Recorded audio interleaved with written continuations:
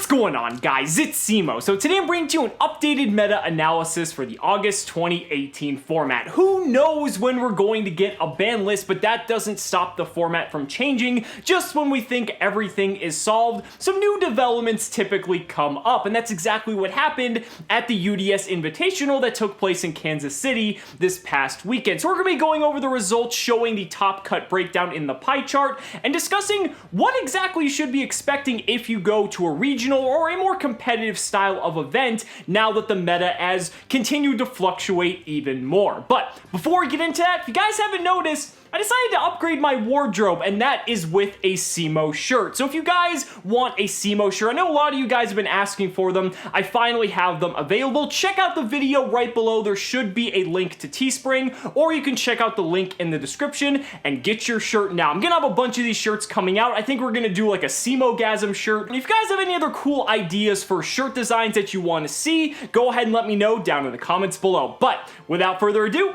let's go ahead and get right into it. So here is the top 32 breakdown of the UDS in Kansas City. Keep in mind this was only 163 players, but what you have to realize is that even though the player count was low, I mean, this is kind of in the range of like maybe an average regional if you're lucky, but this is consisting of some of the best players in the game because this is an invitational, so you do have to earn your way to these events. They only have UDS tournaments, I believe, twice a year, and the prizing at the UDS Invitational is arguably the best prizing in the entire tournament structure of the game, apart from maybe like the World Championship or the National Championship. So there's a lot of good competition here, and that's why it attracts the best players. So even though it's a lower player count, the skill gap is going to be much higher, and the competition is going to be much more intense. But we have here, we have some things that you've come to know and expect with the format, but there's a lot of developments within that I wanted to discuss today. So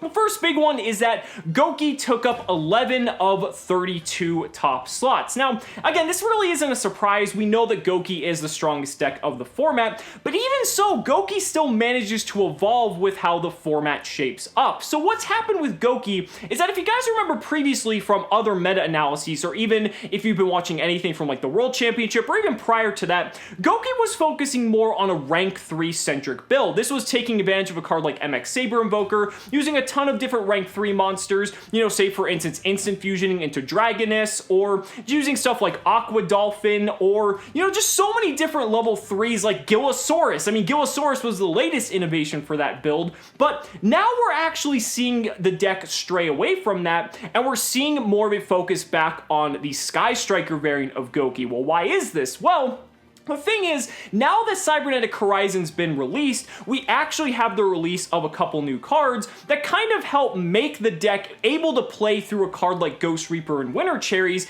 and be able to full combo even if a card like Isolde gets hit by that Cherries. And that's all thanks to a card called Reprodochus. This is a brand new card out of Cybernetic Horizon. I believe it's just a rare, and it's a Link 2 monster that has an up and down facing arrow that just requires 2 monsters, so it's kind of like a new version of Space Insulator, but essentially the effect of this card allows you to change the type of whatever it points to whatever you want. So since Reprodochus is a dinosaur, if you have another monster underneath it, you can change that monster to a dinosaur, and now you can go into Summon Sorceress and basically full combo off. So now that you're able to play through Ghost Reaper and Winter Cherries even more easily than you were able to previously, thanks to the combination of Reprodochus with Summon Sorceress, yeah, this is a little bit crazy because now even the hand traps that a lot of people considered kind of like the go-tos for stopping Goki are just showing that they're so insignificant in comparison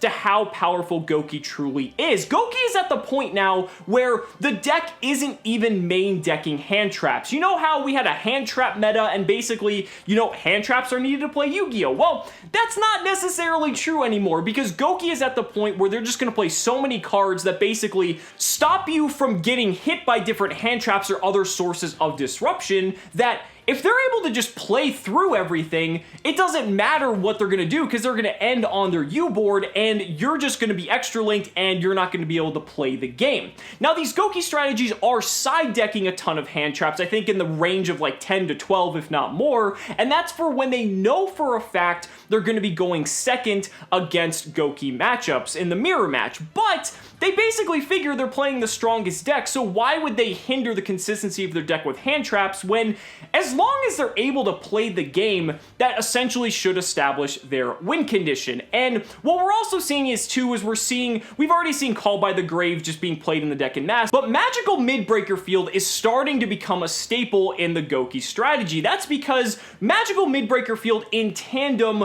with a card like Call by the Grave essentially grants you protection from almost every single hand trap in the entire game. The only thing it doesn't really stop you from is Psyframe Gear Gamma, but Gamma will still be able to negate the effects of a particular monster, just doesn't destroy it. Now, depending on the circumstances, it may not matter and the Goki player still being able to combo off anyway, but this is still a really big deal, how we're seeing this shift from Goki from one strategy to another, and how it's just further asserting its dominance in this format that essentially seemed to be solved.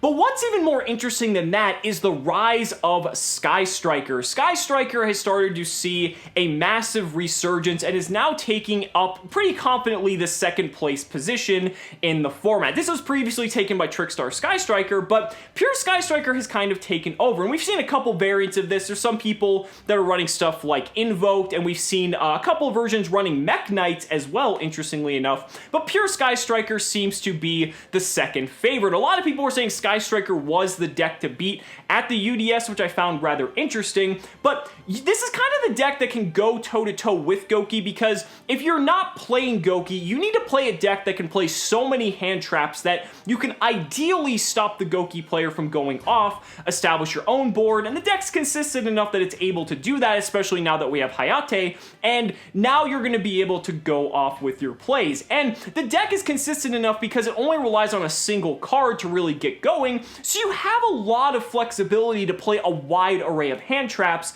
in the deck. So it kind of makes sense that this deck might be seeing more popularity now, because it doesn't matter that it doesn't have like the aggro tools of something like Trickstar Sky Striker, because the deck's just kind of trying to survive and not die, more so than finishing off their opponent in a much quicker manner. And the thing is, with BORRELSWORD Dragon, I mean, you could arguably say that that's a tool that deck has at its disposal now as well, which makes it that you can actually accelerate the OTK potential of something like Pure Sky Striker, but it's a little bit difficult because we still don't have Crystal Needle Fiber, which is kind of a very easy go-to to get into BORRELSWORD, but it's still a very good aggressive tool for the deck nonetheless.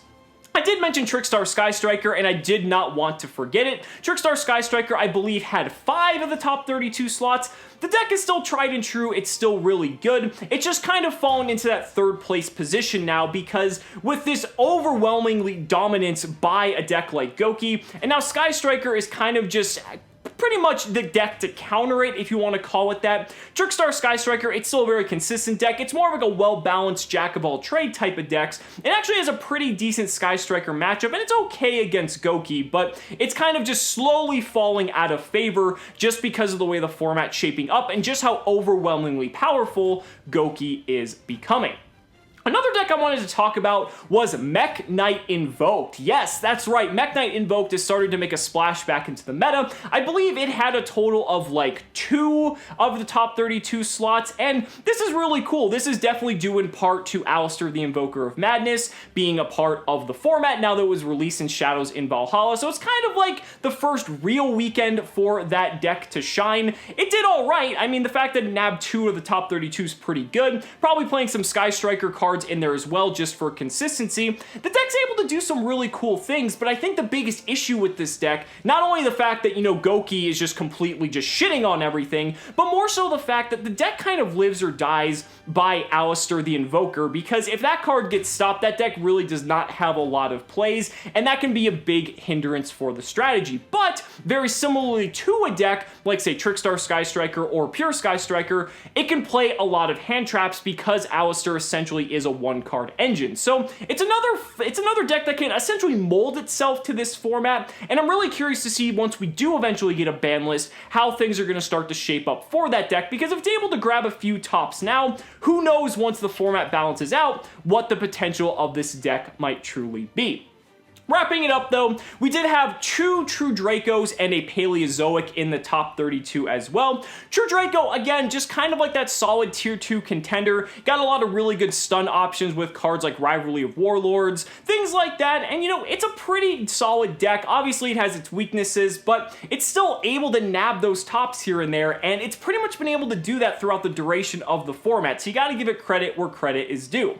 And then Paleozoic also managed to get that one top spot, and the funny thing is with Paleozoic is that when I see this, it makes me think of the fact that Altergeist was nowhere to be found in this top 32. Now, I know there were some Altergeist players at this event, but the fact that not a single one managed to top the UDS, especially in comparison when, if you look at the meta analysis a few weeks ago, Altergeist was taking up a pretty good chunk of the meta. Now, it might have been riding the wave of the World Championship because it was one of the strongest decks for that format, but now we're just really seeing that the format is in a position where people are acknowledging that Altergeist is a deck and are kind of accounting for that, and a lot of these decks that we're seeing that are in the format can really just take on Altergeist in a very significant way.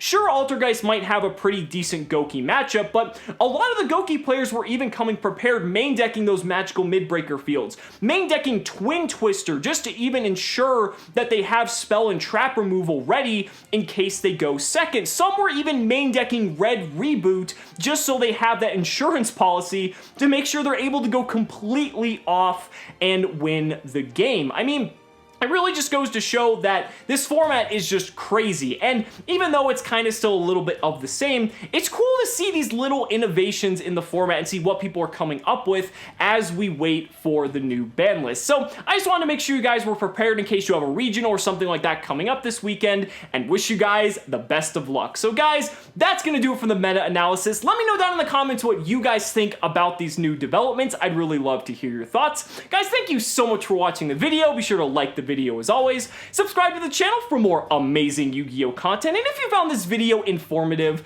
consider backing me on Patreon or becoming a YouTube channel member, because just by showing your support in any way, hey, even buying a shirt is showing your support. You're investing in my ability to continue bringing you amazing Yu-Gi-Oh content. So thanks so much again, and we'll see you next time.